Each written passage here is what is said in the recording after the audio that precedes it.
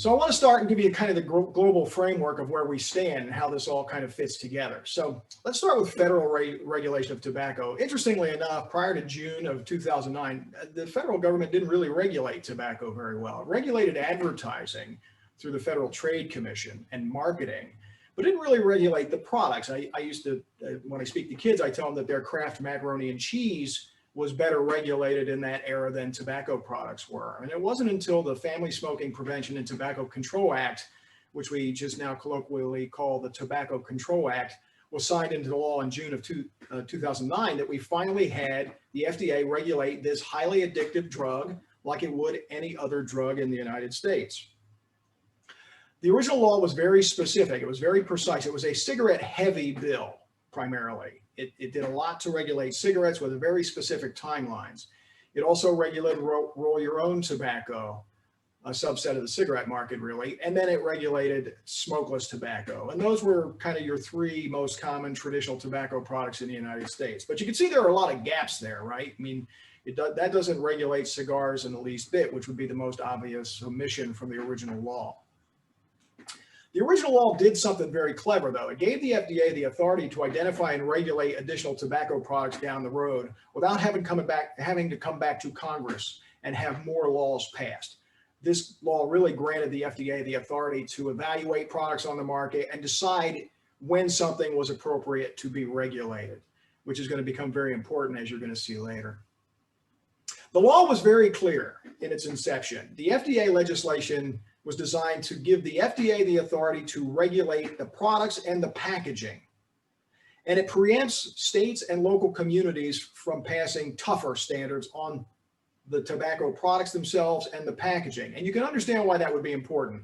If a product like Marlboro had to make 50 different types of cigarettes because each state decided they wanted it to be have different chemicals in it, or different packaging state by state, that would be, that was considered to be too burdensome. So the FDA was going to determine what could be in the package and what had to be on the package. For example, warning labels would be very consistent nationally. But the law was also very clear in the other direction. It did not preempt states and local communities from restricting the time, place, and manner of sales and tobacco marketing, something that Brittany mentioned earlier. So the states could pass tougher restrictions on those, and take alcohol as the model. I've been to counties where they're completely dry and you can't buy alcohol. I've been to places, cities where there's no sales of alcohol on Sundays. So local community standards, they changed the hours for bars, right? So in Fort Lauderdale now, the bars are open till 4 a.m. because of spring break. But they've decided to change that this year because of COVID, and nobody bats an eyelash. They have always regulated the time, the place, and the manner of alcohol sales, and this was extended. The right to be able to do this locally was extended to states and local communities by the Food and Drug Administration law that was passed in 2009. Again, because it was cigarette heavy, it had specific timetables in it. Just 3 months after the law took effect, the sale of flavored cigarettes, with the exception of menthol, were banned in the United States. So many of those flavored cigarettes that a lot of us remember back over a decade ago that were really preying on kids had been removed from the marketplace. A year after the law passed, they had the smokeless regulations took effect, and primarily they were larger warning labels on both the packaging and the advertisements of smokeless products. And for the first time, it restricted the distribution of free samples of all smokeless tobacco products, except for what they called a qualified adult-only facility. This was really important, believe it or not, in rural communities that had rodeos or auto shows or auto races, where a lot of vendors would come and give out free samples of smokeless products, many times to underage minors. So those rules were built into the original legislation. But because they had the right to do more down the road, they finally, after a long discussion of how they were going to approach it, decided in April of 2014 to deem other tobacco products, including e-cigarettes, for further regulation. The e-cigarettes were not the only thing on the list, as you're going to see, but they made that proposal finally in April of 2014. Part of that discussion was around the fact that e-cigarettes were promoting themselves as a medical device, like it helps you quit. And so many people felt like, well, if that's the case, they should be forced to go down the medical device pathway, which at the FDA is a much more strict and time-consuming pathway the e-cigarette industry fought back and said, no, we're just a tobacco product. And so the FDA said, okay, we'll regulate you therefore as a tobacco product. So in April of 2014, they announced that they were going to do that. After proposing some regulations and going through a public comment period, they finally finalized those rules in May of 2016. Yes, the wheels of progress move slowly at the federal level. The rules that they put in place were going to regulate e-cigarettes, which was a big, huge win for those of us in tobacco prevention, especially with youth. It also regulated dissolvable tobacco, which is a fairly small share of the marketplace, but was a product that had kind of evolved in the late 2008, 2009 timeframe to be kind of targeting kids. Pipe tobacco, not really much of an issue for kids, but pipe tobacco was finally regulated. Pipe tobacco actually has tobacco in the name, and it took this long to regulate it as a tobacco product. Of course, hookah was on that list, which we seem to have gotten a good control of here in Florida after kind of a wave of popularity around 2012. Cigars finally deemed as a tobacco product, even though they're completely tobacco, right? They're just rolled tobacco leaves, so they should be regulated as a tobacco product. And finally, future products. They created a kind of a wishy-washy category that said, if we think it's a recreational form of nicotine, we're going to call it that and regulate it. And that's the distinction I'd like everybody to think about. When I think about the regulation of nicotine by the FDA, I think of it in two camps. I think about the medical use of nicotine, like gum and patches, which is dosed appropriately, which is tapered over time, which has a goal of being nicotine-free at the end of treatment. And I compare that to things where people are doing it simply as a recreational drug. And that's why electronic cigarettes really fall into tobacco products. They do not and have not ever been shown to help with tobacco cessation. And the more articles you read, the more you'll realize that many people either dual use, or we see about a third of kids on average from the studies that are available now who start on electronic cigarettes and ultimately move to a more traditional combustible tobacco product. So they put this category in there to say if something new comes along, like we all know about the Philip Morris entry into the IQOS, I think it's called, the burn tobacco, just rapidly to create a smoke in that category. That would fall into that category. The nicotine water that was sold at airports a few years back was a huge flop, but that would be something that they would look at.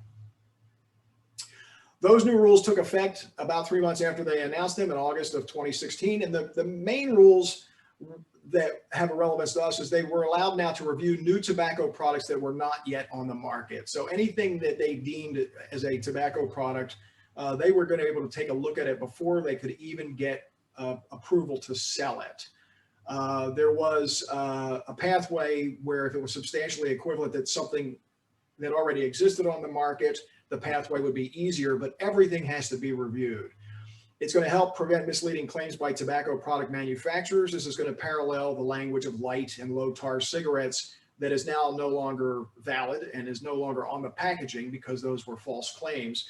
And so you can't say something is safer unless you prove something is safer. And if the FDA looks at it and really believes it's safer, they may allow them to market that as a harm reduction product.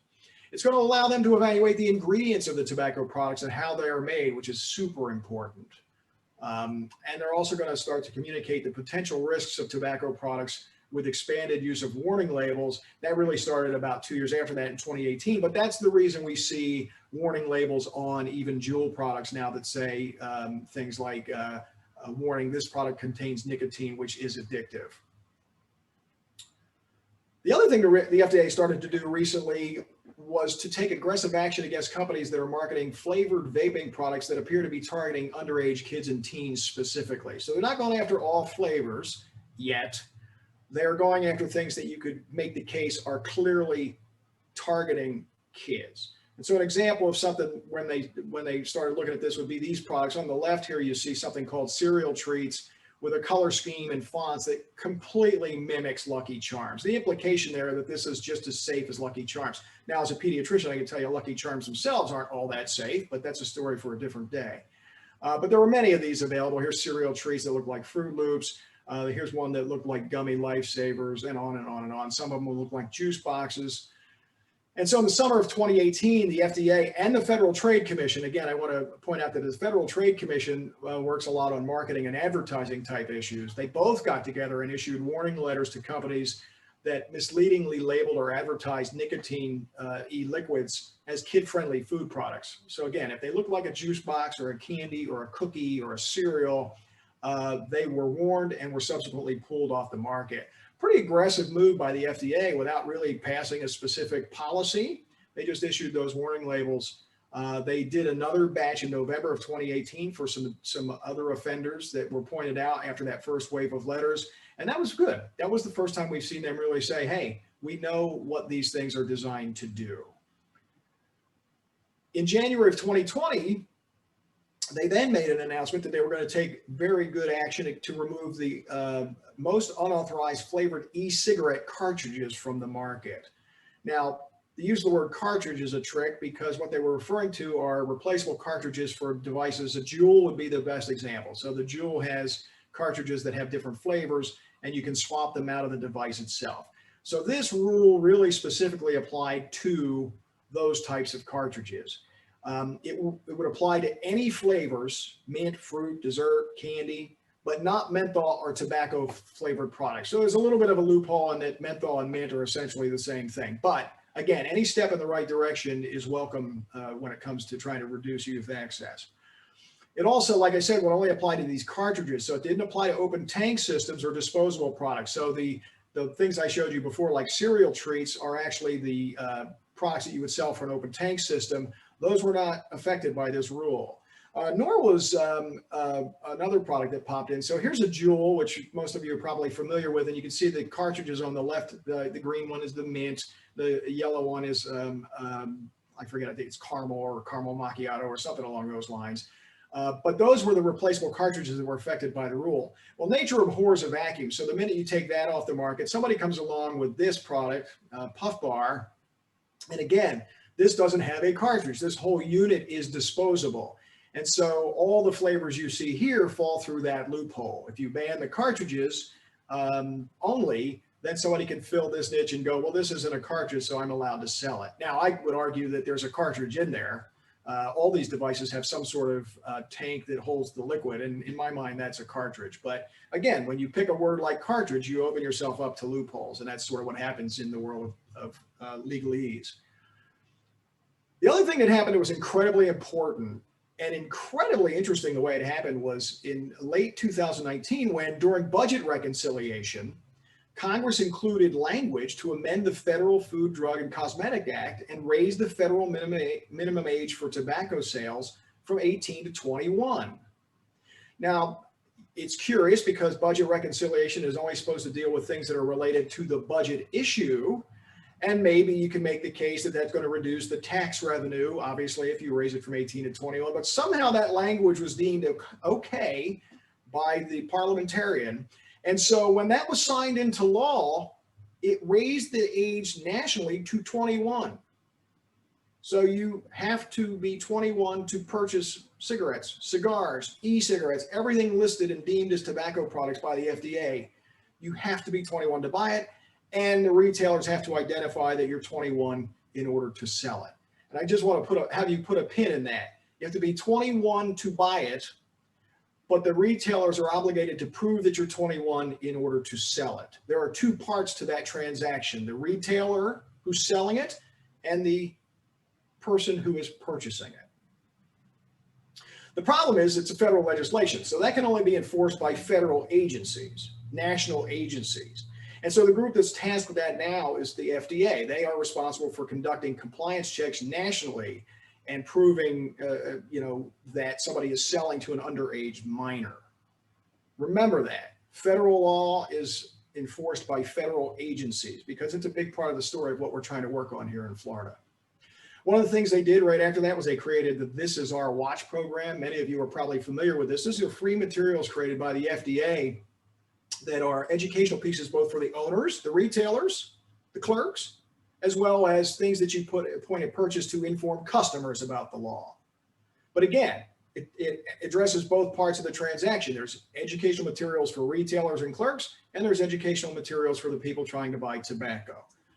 There's posters, there's stickers for the register, there's regulation flyers that are more educational for the retailers. There's an age verification calendar that was very well done, and I'm going to show you in a second. Signage again for the registers on the side that faces the retailer and the clerk, so they are reminded that they have to do this. And then an instruction booklet on how to operate the counter, which is incredibly important. And this is what that looks like. You'll notice on the right-hand side, you see 21 or older to purchase tobacco products. That's really the sticker set that you would put facing the people trying to purchase. But this is our watch. That part of it is designed to face the retailers and the clerks to remind them that their responsibility is to check those IDs and make sure that people are old enough to do that. There's even, one of the language that was included is the sale of loosies, which are when people break cigarette packs up and sell 1 to 2 cigarettes, 3 cigarettes wrapped up in a rubber band. It makes it cheaper and more accessible for children and teenagers if you only have to come up with 75 cents to buy 2 cigarettes versus, $7 or $6.50 for a pack of cigarettes. And so this was, you'll see customer facing to remind the consumers that they don't sell loosies, but there's also retailer facing materials to remind the clerks that they don't sell loosies. So again, educating both ends of the transaction. This was the digital calendar that was created that sits on there and updates daily and tells you the date you have to be in order to purchase tobacco products. And again, because it updates daily, it's always perfect. You don't have to tear a sheet like some of the old tearaway calendars. It just happens on its own. The other thing I want to show you was that in March of 2019, the FDA announced some compliance check data. Now, the date's important because this predates 21 being the age of sale. So this is data that consistently looked at 18-year-olds under the age of 18. So the way they did this was they reported out with violation rates of a collection of stores. So if they went into a gas station, say a Mobil, with underage minors and tested 100 stores, this category, between 35 and 44 of those stores would have sold tobacco to an underage minor. Think about that. 1/3 to almost 1/2 of stores in that business sold to underage minors. Those stores included Marathon gas stations, Exxon gas stations. Remember, some of these are with the attached convenience store. Sunoco gas stations, BP gas stations, Citgo gas stations, and Mobil gas stations.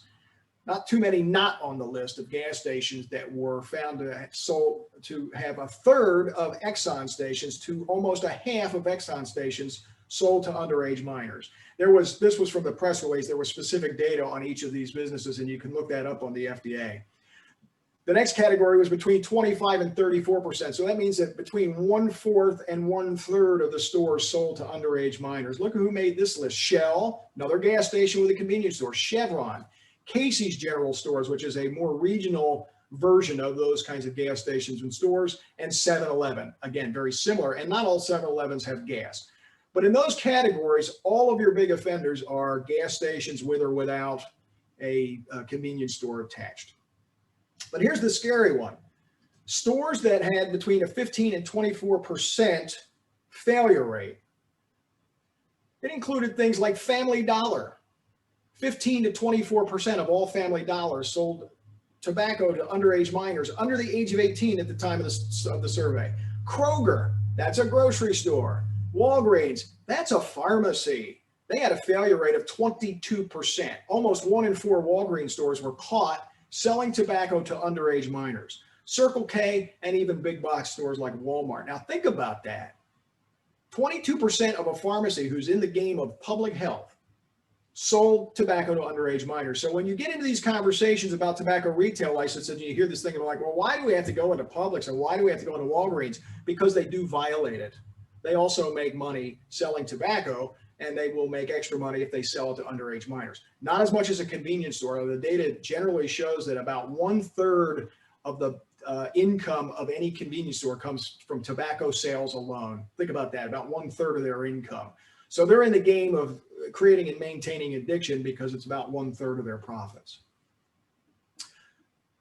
Let's move on to Florida, because Florida is an interesting, we have an interesting quandary here. So in the state of Florida, we have two main laws in the Florida statute that govern the regulation of tobacco. This has nothing to do with the Clean Indoor Air Act. These are just the two laws that govern the sale of nicotine, recreational nicotine in the state of Florida. The first one is Chapter 569 called Tobacco Products. This is the one that we've been looking at and studying for years and years and years. This provides the statewide rules for tobacco sales and use throughout the state of Florida. It authorized, it's the permit to sell tobacco is handled in this chapter. That's the tobacco retail license at the state level that you will hear us reference a lot. And that language says the following: permits shall be issued annually upon payment of the annual permit fee prescribed by the division. And then they go on to say the division shall fix the fee in an amount sufficient to meet the costs incurred by it in carrying out its permitting, enforcement, and administrative responsibilities under this chapter, but the fee may not exceed $50. And I can promise you that a $50 licensing fee is not covering the cost of the amount of enforcement needed in the state of Florida. That $50 fee is not going to be sufficient to meet the costs of permitting, enforcing, and the administrative responsibilities of conducting this program. But they put that fee in there. Cannot go higher at the state level. But the statute does not appear to preempt local governments from issuing their own tobacco retail licenses. And that has been weighed in on by the Office of the Attorney General. There was an unofficial Attorney General opinion during Pam Bondi's tenure as our Attorney General that basically said that local communities can pursue tobacco retail licenses. They are not preempted from doing so based on current Florida law. It restricts free samples. That's kind of consistent with the rules now at the federal level. And that language there was the gift of sample tobacco products to any person under the age of 18 by an entity licensed or permitted under the provisions of Chapter 210 or this chapter. It restricts the sale of tobacco products to people under 18 years of age. So you have to be 18 years of age or older to purchase tobacco products in the state. And that language specifically says it is unlawful to sell, deliver, barter, furnish, or give directly or indirectly to any person who is under 18 years of age any tobacco product. Very important. And then they give some violation information. The first violation is a second-degree misdemeanor. Subsequent violations are first-degree misdemeanors. I want you to note that that is for the selling, delivering, bartering, furnishing, etc. That is the retailer penalties, right? There's two parts of this transaction. So it also restricts the purchase and possession of tobacco by persons under 18 years of age. So this is the other half of the transaction. So it is unlawful for any person under 18 years of age to knowingly possess any tobacco product. It is unlawful for any person under 18 years of age to misrepresent his or her age or military service for the purpose of inducing a dealer or an agent or employee of the dealer to sell, give, barter, furnish, or deliver any tobacco product. So it's unlawful for you to have a fake ID and trick that clever retailer into selling you a tobacco product. You can already see where I'm going with this, right? For the first violation, to the purchaser, to the kid who's buying it, 16 hours of community service, or instead of the community service, a $25 fine. And in addition, the person must attend a school-approved anti-tobacco program if available. Second violation, within 12 weeks of the first violation, you just go right to the fine. And if you have a third or subsequent violation within 12 weeks of the first violation, the court must direct the Department of Highway Safety and Motor Vehicles to withhold issuance of or suspend or revoke the person's driver's license or driving privilege. Please pay attention to that. If you're the kid in this transaction who's a teenager, you run the risk of losing your license, but the retailer who's selling you this does not. There's no language for the loss of a retail tobacco license at the state level. $50 a year, which is insanely inexpensive for a license to do anything in the state. And, you know, the cost of doing business here is maybe a slap on the wrist and a fine, right? They make a third of their profits in tobacco sales. This is insignificant money. But they don't run the risk with repeat offenses of losing their license to sell at the state level. But the children run the risk of losing their driver's licenses. It's completely backwards, people. That's like going into a statutory rape case and saying the kid's more at fault and not the adult who preyed on the kid. That's exactly what we're dealing with here. And that's your tobacco lobbyists getting rules written in that seem subtle, but are incredibly important. The chapter also requires signage for the retailers, and that signage has very specific language. It says a dealer that sells tobacco products shall post a clear and conspicuous sign in each place of business where such products are sold, which substantially states the following. And this language is very specific. The sale of tobacco products to persons under the age of 18 is against Florida law. Proof of age is required for purchase. This is what most stores have, right? Something called We Card, under 18, no tobacco, a watered down version of what should be in the stores. The problem is these signs are provided by tobacco industry, given for free. And so that's what floods the stores. The industry's gone out there and put their signage up, which is watered down and not very impactful. And so we don't end up having the signage that's so very important that says the story about it's a law and you need a proof of age, etc. There's nothing on that sign that says proof of age, right? Or any of that kind of more important language. And so one of the things we really should be working on with if we're going to do this locally, would be stronger language in the stores, right? Let's get rid of the We Card program and really make them have the signs that they need to have. The other statute I'm going to touch on is miscellaneous crimes, chapter 877. And you may wonder why miscellaneous crimes would have anything to do with tobacco. And it's because in about 2014, the age for sale of e-cigarettes in the United States was not defined. There were no rules. And so the state of Florida also didn't have any rules, and several counties started to do age of 18 for electronic cigarettes as local ordinances. I think there was between 18 and 20 counties or cities that passed 18 as the age. And so finally the state took it up to do it as a state law. And in doing that, we were trying, because at the time the FDA had declared that e-cigarettes were going to be defined as a tobacco product. That was done in 2014, right around the time that this bill was in the legislature in Florida. It was the easiest step would have been to include the e-cigarette language in the tobacco definitions, and then everything's written there. But no, the e-cigarette industry managed to get up there and muddy the waters so that a separate statute was created under miscellaneous crimes to deal with nicotine products and nicotine dispensing devices. They created a separate category in federal law and buried it in a different law so that it wouldn't appear as a tobacco product. Florida restricted the sale of e-cigarettes at that time to those those under 18. Actually occurred before the FDA rules took effect. The FDA rules didn't take effect until, as you recall, the summer of 2016. However, Florida really went out of its way to avoid calling the products tobacco products at that time. They created this separate law to govern the rules on nicotine dispensing devices and nicotine products.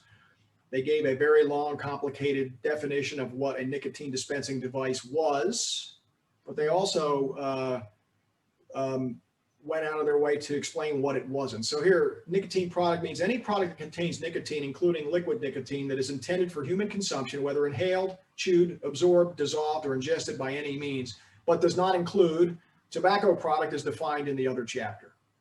So they said, basically, this is not tobacco. That was the sentence of everything else I showed you. That was really where they made the statement that they were not going to consider this tobacco in the state of Florida. They also carved out, nicotine products that were drug delivery devices or medications as governed by the Food and Drug Administration, which was totally appropriate. And then the wishy-washy line that says products that contain incidental nicotine. And that's another gift to the e-cigarette industry, because they like to talk about how there's nicotine in things like tomatoes and eggplant. That's their big one. And how maybe some of these nicotine devices that we have in the state of Florida, the nicotine's all been derived not from tobacco, but from eggplant, which is impossible. It's cost prohibitive. It would take $2,000 worth of eggplant to fill one nicotine cartridge. So it's not a real argument. But the industry even got the language in there about incidental nicotine, looking for other loopholes. Basically, what it did was it created a duplicate set of rules regarding the prohibition to the sale of minors, the gifting of samples, the possession of nicotine products by minors, Everything was identical. Even the signage, the specific requirements for the sign stated that the sale of nicotine products or nicotine dispensing devices to persons under the age of 18 is against Florida law. Proof of age is required for purchase. Again, I challenge you to go into any vape shop locally and see if they have that sign. You will not find it. And the reason you won't find it is because there was a carve out. The reason they did this more than any other reason was that if you don't call it a traditional tobacco product, it doesn't require a tobacco license at the state level. This entire exercise was put in there so that freestanding vape shops did not have to have a retail license.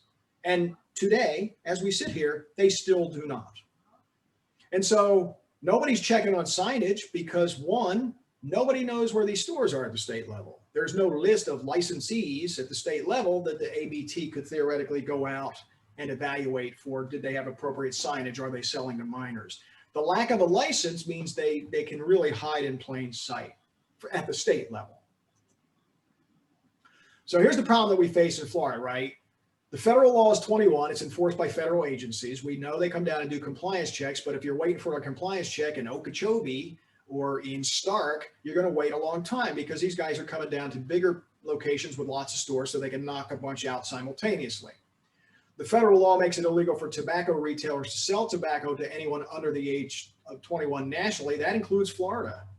So technically the age in Florida for tobacco sales and purchase is 21. The problem is the statute in Florida still lists the age as 18. And so state agencies, which are governed by state law, do not have jurisdiction to enforce 21. The Florida Sheriff's Association has gone on record and said, until it says 21 in statute, we can't enforce that. Florida ABT is in the exact same position. And of course, Florida ABT doesn't even really go out to freestanding vape shops for 18 because of the licensing issue. So they can only enforce 18. It would certainly be nice if the Florida statutes lined up with the federal law, wouldn't it? Like if those two things were in line, wouldn't that be fabulous? Well, last year, there was an attempt to do this, and I don't know how many people recall. I'm sure many of the people on the call followed this to some degree. But the bill that really ran all the way through was Senate Bill 810, sponsored by Senator Simmons, called Use of Tobacco Products and Nicotine Products. And it would have made Florida law consistent with federal law. It went through what the current federal rules were and lined them up perfectly. It would have increased the age to 21.